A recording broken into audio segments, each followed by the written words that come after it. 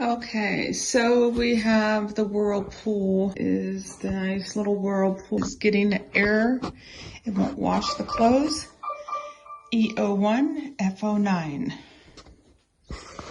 Okay, we fixed our washer. You know, I did a search for E01 F09 troubleshooting.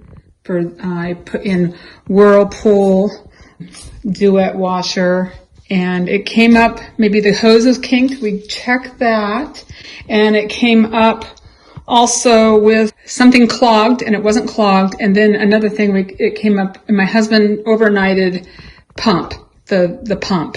And so we fixed the pump and it's working again. Yay! I will tell you, this washer has given us just trouble since we've gotten it. And our old Whirlpool, they weren't so bad, but these, not too excited. But this is what we have. I'm very thankful I have them. And I'm very thankful the internet, we can figure out what it was. The pumps were $25. My husband bought two overnighted just in case one didn't get here, and we got it all fixed. And my husband really likes the new pump is a little bit bigger, and he said it's probably going to wash the clothes better.